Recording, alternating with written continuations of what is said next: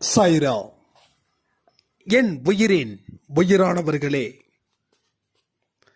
பிரார்த்தனை எவ்வாறு செய்வது அப்படின்னு ஒரு சாய்ராம் கேள்வியை கேட்டிருந்தாங்க. நிறைய மனுஷங்களுடைய பிரார்த்தனை எப்படிதான் செஞ்சாலும் நிறைவேறவே இல்லை. ஆனால் சிலருக்கோ கச்சிதமா அந்த பிரார்த்தனை நிறைவேறுது. அதாவது யார்கிட்ட எப்படி கேட்கணுமோ அவங்க கிட்ட அப்படி கேட்டாதான் அது கிடைக்கும். இல்லைன்னா தலைக்கீழே நின்று கேட்டால் கூட கிடைக்காது. ஸோ எல்லா கடவுள்கிட்டையும் நீங்கள் கேட்கக்கூடிய முறை அப்படின்னு ஒன்று இருக்குது. அந்த முறையில் நீங்கள் கேட்டுட்டீங்கன்னா, அந்த அனுபவத்தை பெற்றுட்டீங்கன்னா, இனி நீங்கள் எந்த மாதிரியான பிரார்த்தனைகள் செய்தாலும் அது பலிக்கும். நம்ம அடிக்கடி அன்பே சாயில சொன்னதுதான், மறுபடியும் சொல்றேன், மறுபடியும் தெளிவுபடுத்திக்கோங்க. ஏன்னா நிறைய பேர் இதை இன்னைக்கு கேள்வியா கேட்டிருந்ததால தான் நான் இந்த சேனல்ல கொடுக்குறேன் இந்த பதில. நடந்து முடிந்த மனநிலையில நீங்க பிரார்த்தனை செய்யணும்.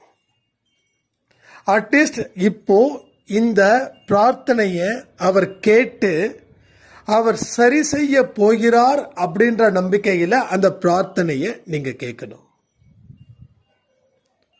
உங்களுக்கு ஆரோக்கிய பிரச்சனை இருக்குது, ரைட்?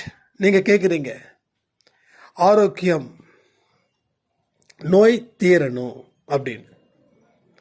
எனக்கு நோய் ஜாஸ்தியா இருக்குது, நான் என்ன பண்ணாலும் இந்த நோய் குறையவே இல்லை, நான் கடுமையான நோயினால் பாதிக்கப்பட்டு இருக்கேன், 4 இடத்துக்கு போக முடியல, வர முடியல, என்னால் சந்தோஷமாக இருக்க முடியல, கை வலிக்குது, கால் வலிக்குது, முதுகு வலிக்குது, இதில் சுகர் வேற இருக்குது, பிபி வேற இருக்குது, அடிக்கடி தலை சுத்தல் வேற வருது, நான் என்ன செய்யறது, என்னால் முடியலையே. இந்த மாதிரி எந்த கடவுள்கிட்ட நீங்கள் பிரார்த்தனை செஞ்சாலும் அது டேம் ஷுர் பலிக்காது. அதனால தான் உங்களுடைய எந்த பிரச்சனைகளும் தீராமல் இருக்கிறது. சரி, நோய் குணமாகணும், ரைட்? நோய் குணமாகணும், அப்பதான் ஆரோக்கியம் கிடைக்கும். இதானே கான்செப்ட்.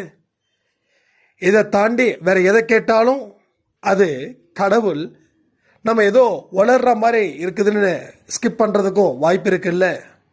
கேள்விக்கு உண்டான பதில் தானே எழுதணும். கேள்வியே பதிலாக எழுதி அந்த பதிலுக்கு பொருந்தாத வேற ஒரு பதிலை எழுதுனா டீச்சர் என்ன பண்ணுவார்? தப்பு போட்டுருவார். ஆனால் நீங்கள் பதில் எழுதியிருப்பீங்க, ஆனால் எதேதோ சொல்லி கடைசியில் சொல்லியிருப்பீங்க.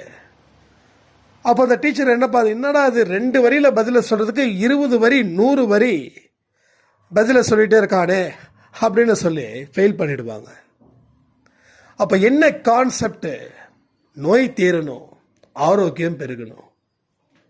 அப்போ 2 நிமிஷத்தில் நம்பிக்கையோட கண்களை மூடியோ இல்லை கண்களை திறந்தோ, எல்லாம் அறிந்தவன் நீ, எல்லாம் தெரிந்தவன் நீ, உன்னுடைய குழந்தைக்கு என்ன வேணும் என்ன வேண்டாம் என்று தெரியாதவன் நீ அல்ல, தெரிந்தவன்.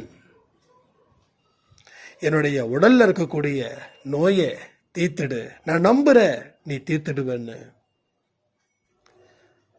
அதற்குரிய மருந்த உதியா நினைச்சு நான் தண்ணியில கலந்து குடிக்கிறேன். இனி எனக்கு நோய் என்பதே இல்லை என்ற நம்பிக்கை எனக்குள் வருவதற்கு நன்றி. இனி நான் ஆரோக்கியமாக இருப்பேன். நான் 1-2 நாட்கள் இல்லை, நீ என்னை சரி பண்ண போற, அதற்காக நன்றி. இனிமே எந்த காலத்திலையும் ஆரோக்கிய குறைபாடு இல்லாத ஒரு வாழ்க்கையை நீர் எனக்கு தரப்போற, அதுக்காக நன்றி. அந்த மாதிரி கேட்கணும். இப்போ நான் எதிர்மறை எண்ணங்களை வச்சு ப்ரே பண்ணல, நேர்மறை எண்ணங்களை எந்த அளவுக்கு அதிகரிக்கிறேனோ அந்த அளவுக்கு அதிகரிச்சு நான் பிரார்த்தனை செய்கிறேன்.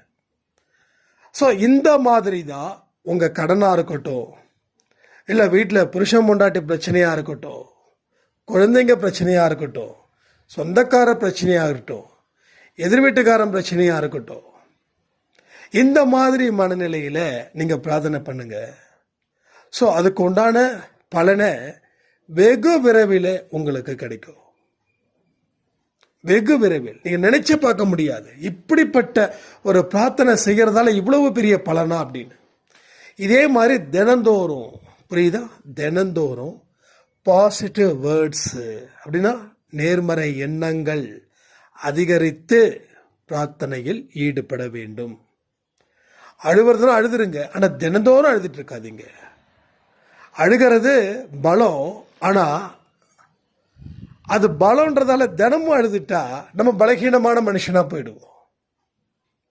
இதெல்லாம் மனசில் புரிஞ்சுக்கோங்க, பிரார்த்தனை செய்யுங்க. கண்டிப்பாக ஒரு பெரிய நம்பிக்கையை நிச்சயமாக கடவுள் ஏற்படுத்துவார்னு சொல்லி இந்த கேள்வியை கேட்ட ஜெயச்சந்திரன் சாய்ராமுக்கு நன்றிகளை சொல்லி இந்த பதில் உரையை நான் முடிக்கிறேன். ஜெய் சாய்ராம்.